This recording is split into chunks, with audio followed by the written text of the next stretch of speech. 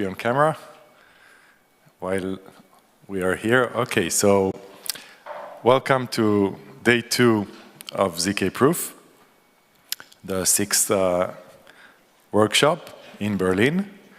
I'm very happy that this morning we have sessions that we couldn't do before, because we're now going to be talking about the adequacy of zero-knowledge proof to the original blockchain, to Bitcoin. I hold a special place in my heart for this ecosystem. I knew Bitcoin since 2012. Yesterday, I don't know if you guys know, we celebrated a big date in the Bitcoin ecosystem. It's the Pizza Day. So if you don't know what the Pizza Day is, you should check. But it's like festivities all the time.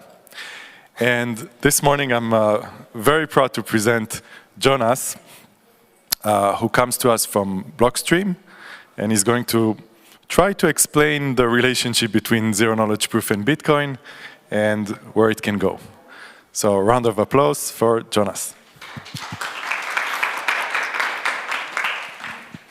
All right, first session in the morning after the reception yesterday night. I hope you had a great morning. I'm happy that you're here. And I'm going to talk about zero knowledge and succinct proofs in Bitcoin, why the community is more excited about this now, what is maybe more likely to happen in the future, and what is rather unlikely to happen. First, very, very briefly about me. I've been working in the research team of a company called Blockstream since 2018. I've been mainly focusing on signature schemes and related topics. I'm a contributor to Bitcoin's cryptography library, libsec P256K1, and I'm an author of various specifications in this ecosystem, for example, the most recent soft fork Taproot. And a quick note before we get started, most of these ideas I present here today are not mine or Blockstream's, but originate somewhere in the community.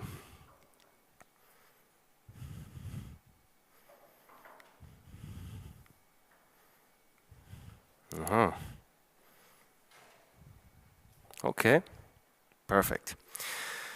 So to understand Bitcoin, we need to view it first and foremost as a social system, because it's people who define what software they run and therefore the protocol rules to enforce.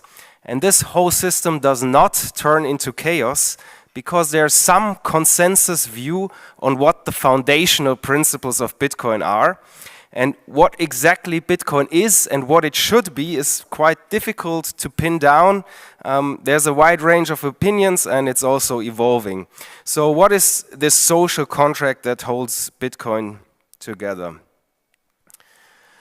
I've been working on a new electronic cash system that's fully peer-to-peer with no trusted third party. This is a quote from Satoshi's email announcing Bitcoin on the cryptography mailing list. However, Bitcoin's design restricts the maximum throughput the network can support. So if the demand for transaction space goes up, there's a bidding war that lets transaction fees grow very quickly. The highest fees we've seen in dollar terms so far was right after the recent block halving. $150 was estimated for an average transaction with medium priority, but on an arbitrary day, for example, last Friday, things are usually much calmer and transaction costs more on the order of $1. To address this problem, a lot of effort went into the development of the Lightning Network for Bitcoin, but already in the original Lightning Network paper released in 2016, it was estimated that it would only support tens of millions of users, very far from every person on this planet. So Satoshi's announcement on the mailing list continues to list the main properties, one of which is that participants can be anonymous. And it's true, of course, that participants don't need to register with their photo and with their ID to use Bitcoin, but we know that transactions leak a lot of information that significantly help to de-anonymize users. And there exist some popular tools that address these privacy problems somewhat, but these tools have been attacked recently in very concerning ways. So the developers of the Samurai CoinJoin wallet were arrested last month by the FBA. And 1 week later, the developers of the Wasabi wallet shut down their CoinJoin coordinator.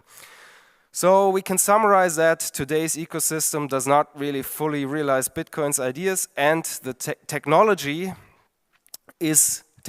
in general is evolving. So therefore, contrary to popular belief, most in the Bitcoin community do not consider the protocol to be set in stone, and there are quite a few people like me who are passionate about improving it. So what can ZK and SNARKs in Bitcoin do? Very, very briefly. There are a lot of proposals to address the issues I mentioned, and most don't involve SNARKs, but what could they do? So they can significantly help improving user privacy using homomorphic Peterson commitments to transaction values and range proofs as deployed in Blockstream's Element sidechain. They could hide the transaction graph via linkable signatures like in Monero. They can bring about really private transactions as in modern Zcash. And SNARKs can help increasing the transaction throughput substantially. For example, by allowing to establish a bridge to alternative systems as suggested in 2014. So given that the technical means to address these problems have been around for so long, why are they not part of the protocol today? And one of the main reasons is that Bitcoin is difficult to change. And that's actually a good thing, because if it was easy to change, then it would also be easy to change in malicious ways and to attack it. And that leads to the natural question, what can we do without changing Bitcoin? But before we address it, we first need to revisit some of Bitcoin basics. So in order to transfer Bitcoins to someone else, you create a transaction, you broadcast it to the network. The outputs of the transaction are what you could call the actual coins, and they have an amount attached to them. The receiver can spend the outputs by creating a new transaction that creates new outputs and effectively sends the coins to someone else. Note that there's no global state, there's no account state, there are only transaction outputs, and they are either spent or unspent. In addition to the amount, every output has a program attached to it that is written in a language called Bitcoin script. The program controls who can spend the transaction output. If you provide the correct witnesses to the program, you are able to spend it. Bitcoin script is a stack-based language, a sequence of so-called opcodes that consume stack elements and put elements back on the stack. Script has been part of Bitcoin since the very first release. For example, a very common script consists of a push of some public key and the check-sig opcode. And the opcode makes sure that in order to spend the coin, someone must provide a signature over the spending transaction for the given public key. What can Bitcoin script do? It can rearrange the stack, it can check for equality, and it can branch on values on the stack. It can do limited arithmetic on 32-bit numbers, namely addition and subtraction. It can hash data, and it can check ECDSA and Schnorr signatures. And what can it not do? It doesn't have loops, no gotos, no recursion, it's not Turing complete. It cannot do bitwise operations. It lacks arithmetic opcodes to do multiplication or division. It cannot concatenate elements on the stack, and it has nearly no ability to introspect transaction data, which means that script cannot access the transaction amounts, for example. And it also means there's no way to carry over state from transaction output to transaction output. In early versions of Bitcoin, script had some of these capabilities, but they were disabled by Satoshi. This is most likely because it was discovered that there are vulnerabilities in some opcodes. For example, the opcode that could concatenate two stack elements could have been used to remotely crash a Bitcoin node. And Satoshi then also disabled other opcodes out of caution. Now the question is, can you verify a snark in script? Yes, in principle, the elementary operations in Bitcoin script are sufficient to verify any computation, despite it not being Turing complete. But actually, in practice, it's not possible to implement a snark verifier because it would require a script that is larger than the 4 megabytes we can maximally put into a Bitcoin block. Arithmetic in large finite fields is very costly to implement. So, for example, the BitVM implementation of multiplying two 254-bit integers requires a script of 77,000 bytes. And it's very expensive to check Merkle proofs without the ability to concatenate stack elements. Script doesn't have abstractions. Essentially, you need to unroll everything, like loops, for example. In that sense, it's maybe similar to an arithmetic circuit. So why can't we simply change the Bitcoin protocol to add more powerful opcodes? And as I mentioned, changing Bitcoin is hard. The system is only useful if all participants follow exactly the same protocol rules, and it's very difficult to reach rough consensus on new protocol rules because there's no central decision maker. Any change has trade-offs and oppositions. For some, it does too little. For others, it does too much. For yet other people, it does the wrong thing. And there's no way to measure whether rough consensus has been reached or not. So if there's not a consensus on an update, then there's the potential risk that the chain splits. But of course, there have been updates in the past. Most recently, Segwit in 2017 and Taproot in 2021. So Taproot changed a number of protocol rules at once. It took 3.5 years from the original idea being published on the mailing list to activation. Why was it successful? I think the two key factors are that first, it picked low-hanging fruits by making obvious improvements containing cleanups and bug fixes. And second, it did not change existing security assumptions. For example, it allowed using Schnorr signatures instead of ECDSA signatures. Both are based on the discrete logarithm assumption, and they use the same elliptic curve in Bitcoin's implementation. So for actual changes relevant to our discussion are mainly the following three. Taproot reduced the worst-case script verification costs and was therefore able to remove some of the limits on script that existed previously. Script had a maximum size and a maximum number of opcodes. With Taproot, the script size is only limited by the size of the block, for about 4 megabytes. Taproot added a number of upgrade mechanisms, and Taproot reduces the script that needs to be revealed on chain. If you can write your script program as script A or script B, Taproot allows committing to the whole program in a Merkle tree where each script is in a different leaf. At spending time, you only need to reveal the one script that you're satisfying and the corresponding Merkle proof. This is, for example, also a very essential part of BitVM.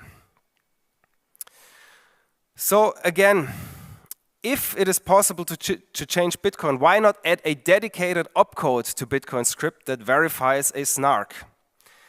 But adding an op snark would be quite different to Taproot. The design space is huge. How would you agree on a single scheme while the whole snark research space is still moving very quickly?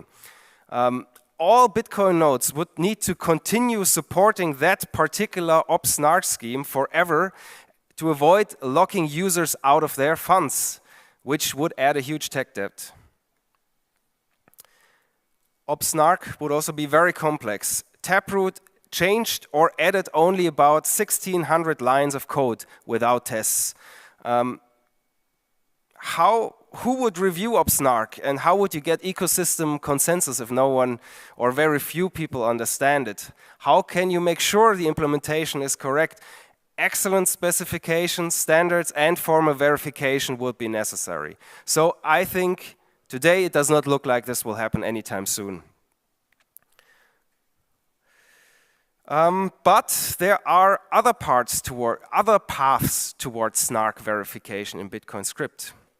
We could perhaps make it more powerful by adding simple opcodes that allows people to write SNARK verifiers directly in script.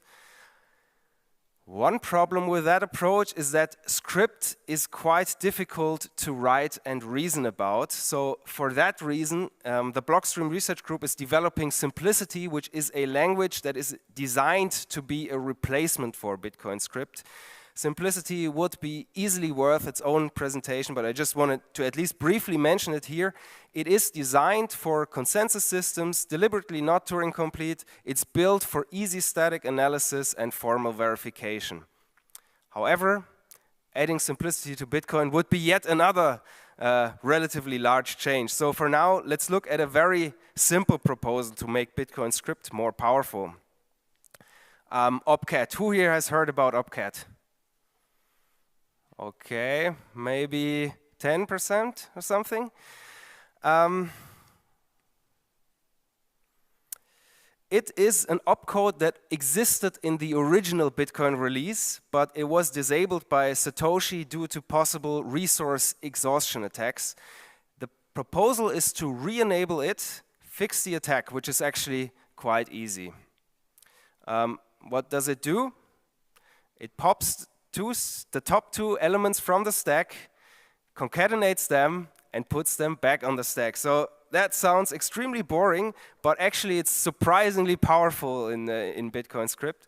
So for example, remember that there was no way to access amounts or other things about transactions in script. It's very non-intuitive how it works, but with Opcat, that would actually be possible.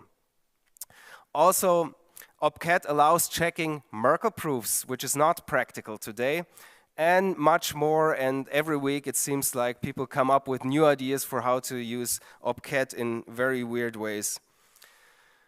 Does this help verifying SNARKs in script? Yes, somewhat, because verifying Merkle proofs can help verifying Fry-based SNARKs, but the script would most likely still be too large to fit into a Bitcoin block. So what is the status of this proposal?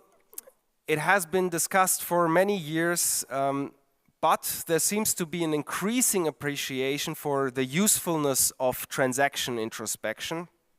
And compared to other proposals, Opcat has the clear advantage that it has existed before in Bitcoin script, and therefore it somehow makes it easier to reach consensus in the community.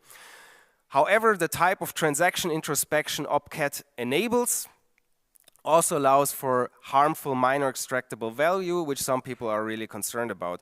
So there is a potential path for Bitcoin where more simple opcodes like Opcat can be enabled such that it eventually becomes possible to verify a SNARK in script. In fact, there has been a very recent proposal called the Great Script Restoration that enables the multiplication opcode, for example, and allows all arithmetic opcodes to operate with arbitrary precision. So when looking at changes to Bitcoin, one key metric is the resource requirements to run a Bitcoin node that validates all Bitcoin rules. So in the picture, you can see Donald, my former personal Bitcoin node. For Bitcoin to be censorship resistant and resilient against attackers with immense resources, we want as many people as possible to verify the protocol rules. And if they would contain some sort of SNARK verification, the cost of running a Bitcoin node should not go up significantly. So currently a block can contain up to 4 megabytes of data. It's expected to be found every 10 minutes, and almost all of the block data can be filled with script and witness data. Blocks are currently allowed to contain at most 80,000 signature verification operations. If we add new capabilities to the protocol, it doesn't need to count towards that limit, but it's an indication of what the current block verification limits are. And on average, we have about 7,000 to 10,000 signature operations in a block, and 90th percentile verification time of a Bitcoin block on my 2020 Intel CPU is 3.2 seconds. And of course, there are more factors that impact block validation than just signature verification.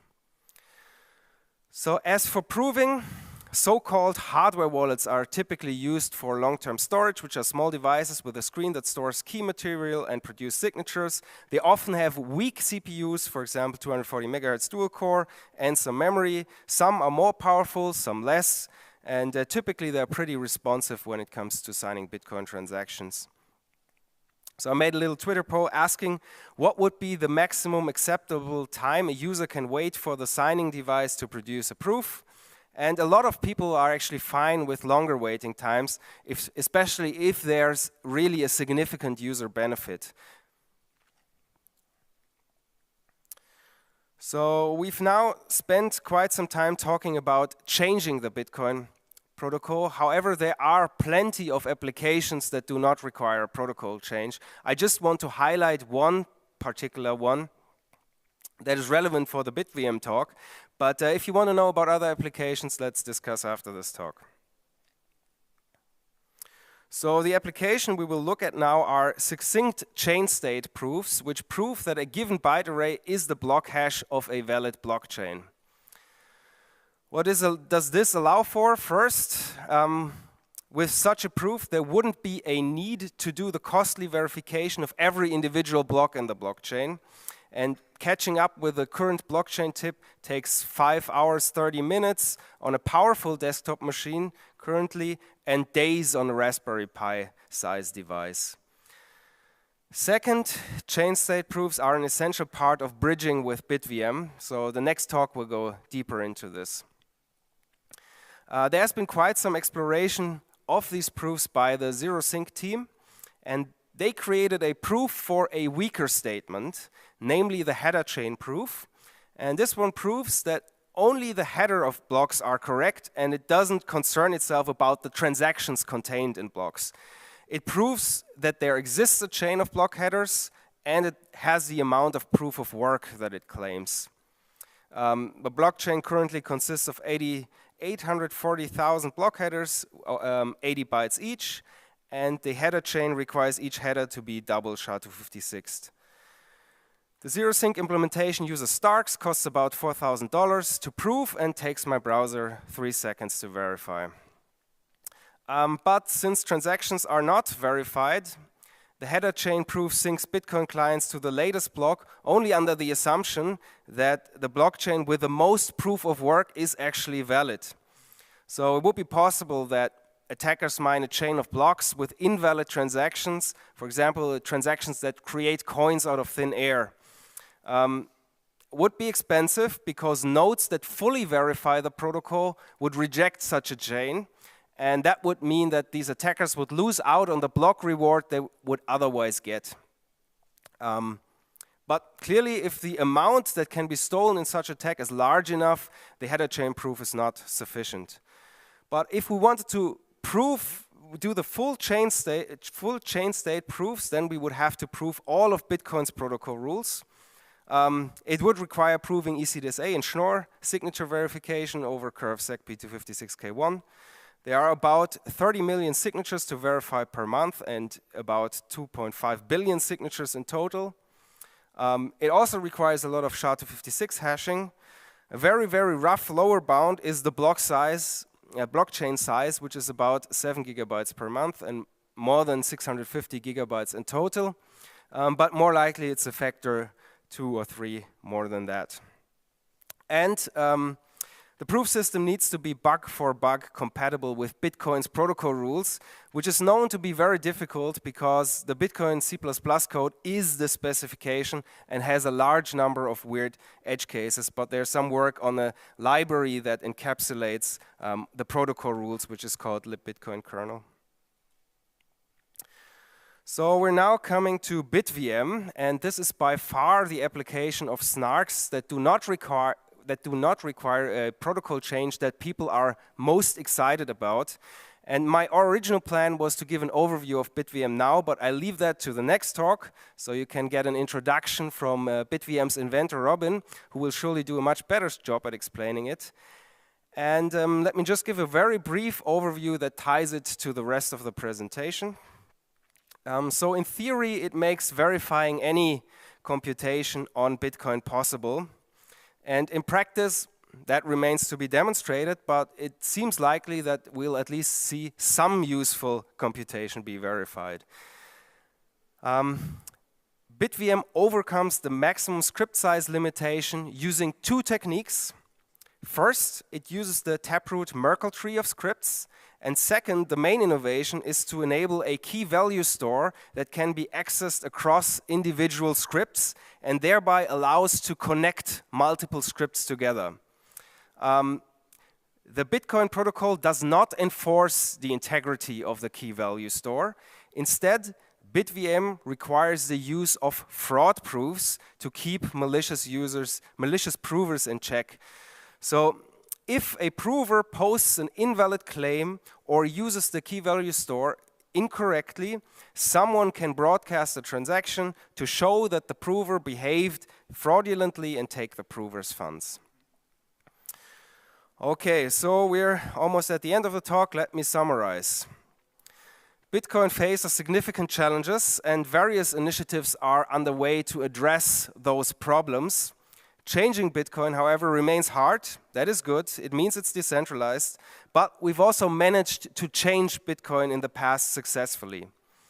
And many are excited about SNARKs addressing some of the challenges in the not too far future.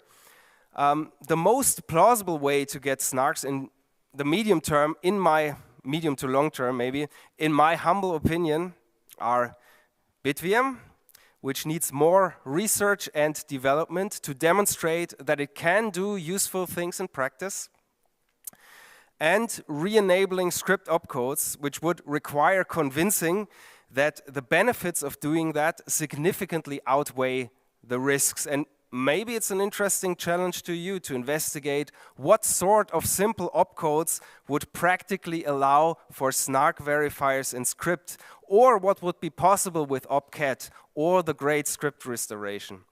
So either way, there are numerous exciting opportunities to make this technology practical and develop innovative and useful application.